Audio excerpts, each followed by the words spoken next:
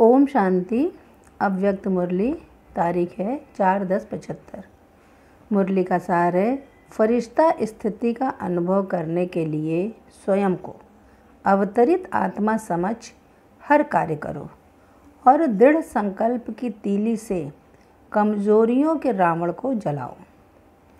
अपने को फरिश्तों की सभा में बैठने वाला फरिश्ता समझते हो।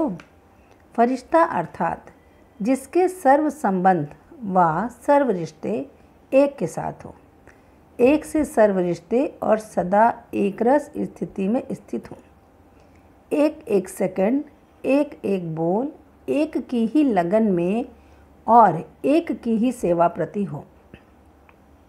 चलते फिरते, देखते बोलते और कर्म करते हुए व्यक्त भाव से न्यारे, अव्यक्त अर्थात इस व्यक्त देह रूपी धरने की स्मृति से बुद्धि रूपी पांव सदा ऊपर रहे अर्थात उपराम रहे। जैसे बाप ईश्वरीय सेवा अर्थ व बच्चों को साथ ले जाने की सेवा अर्थ व सच्चे भक्तों को बहुत समय के भक्ति का फल देने अर्थ न्यारे और निराकार होते हुए अल्पकाल के लिए आधार लेते हैं व अवतरित होते हैं, ऐसे ही फरिश्ता अर्थात न्यारा और प्यारा बाप समान स्वयं को अवतरित आत्मा समझते हो अर्थात सिर्फ ईश्वरी सेवा अर्थ यह साकार ब्राह्मण जीवन मिला है। धर्म स्थापना का पाठ बजाने के लिए आते हैं, तो आपका भी नाम है शक्ति अवतार। इस समय अवतार हूँ, धर्म स्थापक हूँ। सिवाय धर्म स्थापन करने के कार्य के और कोई भी कार्य आप ब्राह्मण अर्थात अवतरित हुई आत्माओं का है ही नहीं। सदा ऐसी स्मृति में, इसी कार्य में उपस्थित रहने वालों को ही फरिश्ता कहा जाता है। फरिश्ता डबल लाइट रूप है। एक लाइट अर्थात सदा ज्योति स्वरूप, दूसरा लाइट अर्थात कोई भी पिछले हिसाब किताब के बोझ से न्यारा अर्थात हल्का। ऐसे डबल लाइट स्वरूप अपने को अनुभव करते हो। यह ब्राह्मण जीवन सिवाय ईश्वरीय कार्य के और कोई कार्य अर्थ बिगर श्रीमत के आत्माओं की मत प्रमाण व स्वयं की मनमत प्रमाण और कहीं यूज तो नहीं करते हो। यह ब्राह्मण जीवन भी बाप द्वारा ईश्वरीय सेवा प्रति मिली हुई अमानत है। अमानत में खयानत तो नहीं डालते हो। संकल्प द्वारा भी इस ब्राह्मण जीवन का एक श्वास भी और कोई कार्य में नहीं लगा सकते। इसलिए भक्ति में श्वासों श्वास सिमरण का यादगार चला आता है। निरंतर के फरिश्ते हो व अल्पकाल के फरिश्ते हो।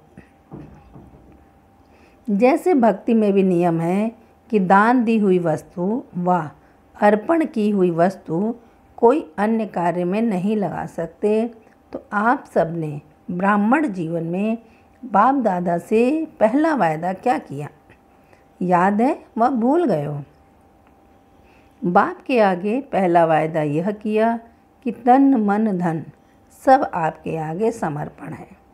जब सर्व समर्पण किया तो सर्व अर्थात संकल्प, श्वास, बोल, कर्म, संबंध, सर्व व्यक्ति, वैभव, संस्कार, स्वभाव, वृत्ति, दृष्टि और स्मृति सबको अर्पण किया।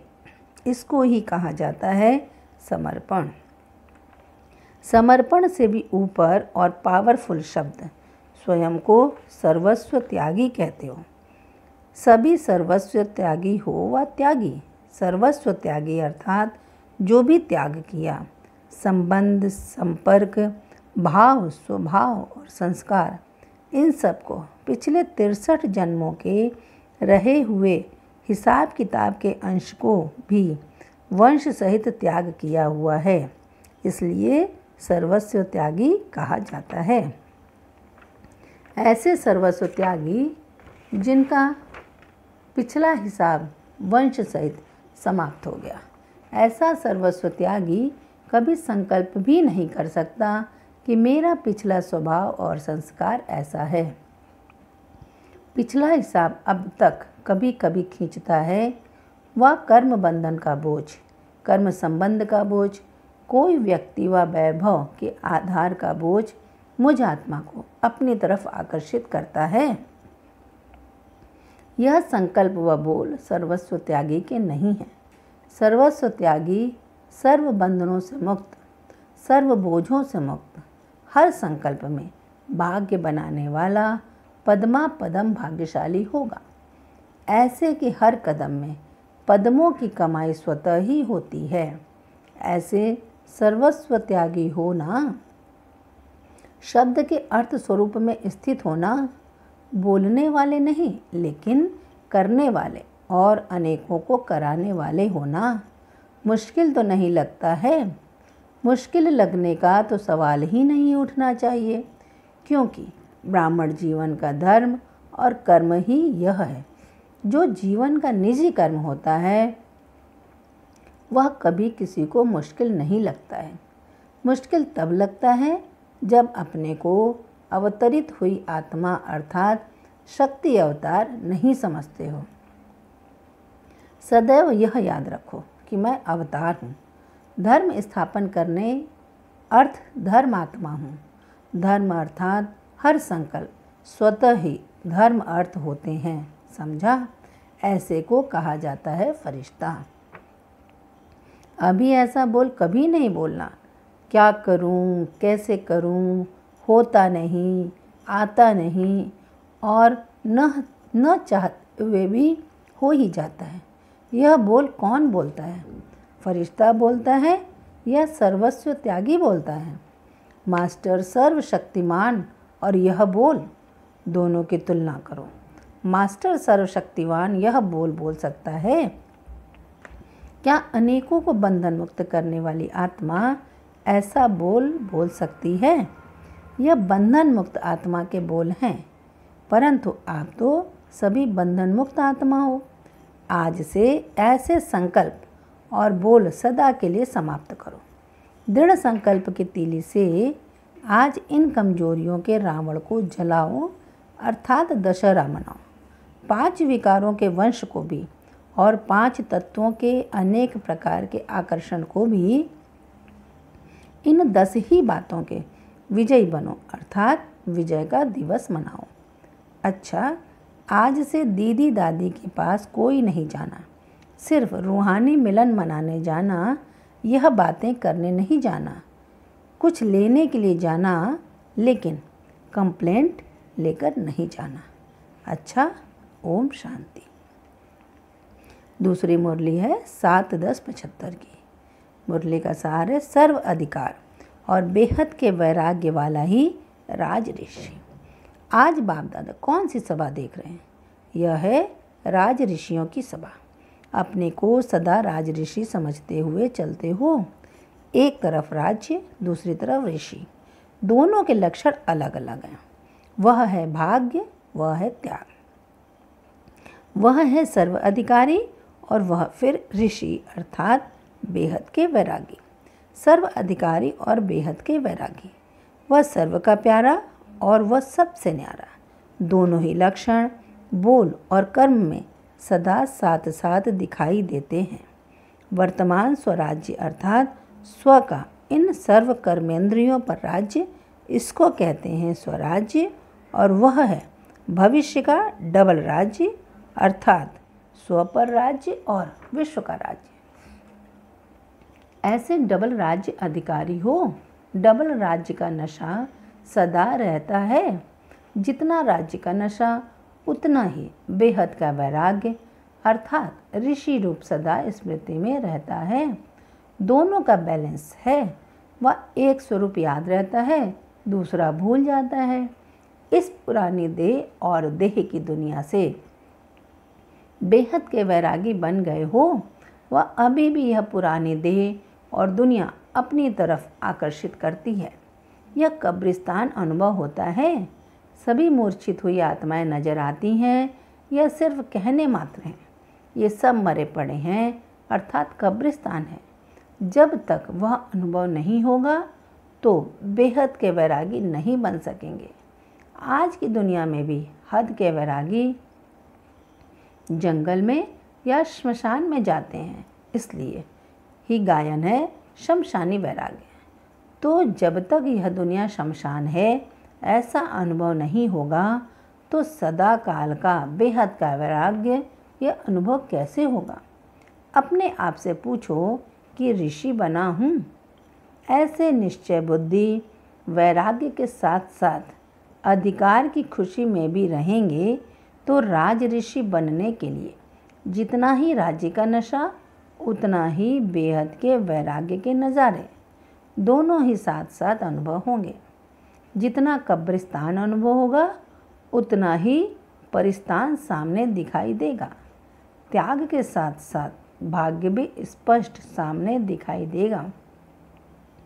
संपूर्ण राज ऋषि की स्थिति अर्थात नशा और निशाना दोनों ही स्पष्ट होंगे। निशाना अर्थात संपूर्ण स्टेज। ऐसे नशे में रहने वाले के सामने निशाना इतना समीप होगा जैसे स्थूल नेत्रों के सामने स्थूल वस्तु स्पष्ट दिखाई देती है। जब सामने दिखाई देती है तो फिर कोई संकल्प नहीं उठेगा कि यह वस्तु है कि नहीं है, क्या है वह कैसी है। ऐसे ही संपूर्ण स्टेज का निशाना सामने दिखाई देने के कारण मैं बनूंगा या नहीं बनूंगा, वह संपूर्ण स्टेज किसको कहा जाता है, यह क्वेश्चन समाप्त हो जाएगा। अपने संपूर्ण स्टेज की निशानियाँ स्वयं में स्पष्ट नज़र आएंगी। वह निशानियाँ क्या होंगी वह जानते हो, वह अनुभव करते हो। पहली निशानी, पुरानी दुनिया के किसी भी व्यक्ति व वैभव से संकल्प मात्र व स्वप्न मात्र भी लगाव नहीं होगा। सदा स्वयं को कलयुगी दुनिया से किनारा करने वाले संगम युगी समझेंगे। सारी सृष्टि की आसुरी आत्माओं को कल्याण और रहम की दृष्टि से देखेंगे। सदा स्वयं को बाप समान सेवाधारी अनुभव करेंगे। हर परिस्थिति व परीक्षा में सदा स्वयं को विजयी अनुभव करेंगे।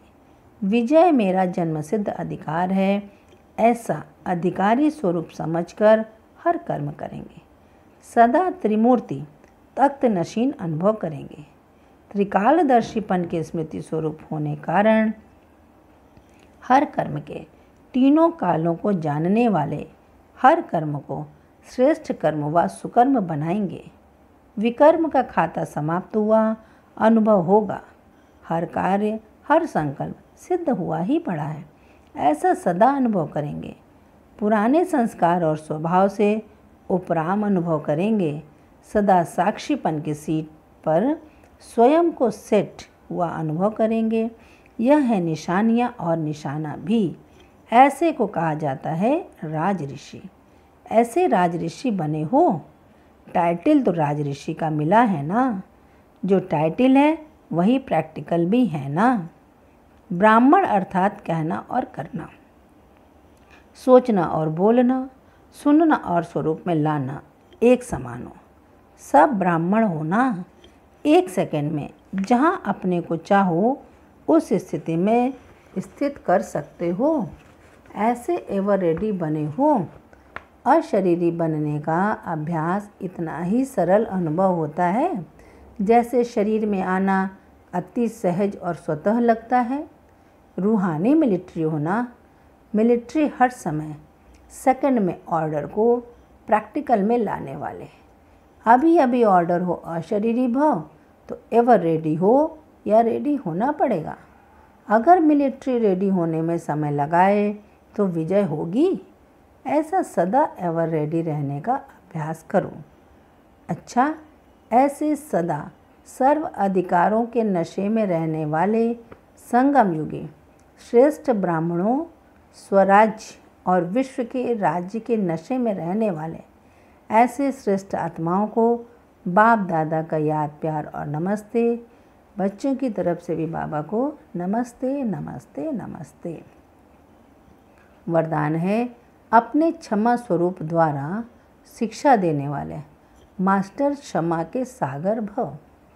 स्पष्टीकरण है, यदि कोई आत्मा आपकी स्थिति को हिलाने की कोशिश करे, अकल्याण की वृत्ति रखे, उसे भी आप अपने कल्याण की वृत्ति से परिवर्तन करो या क्षमा करो।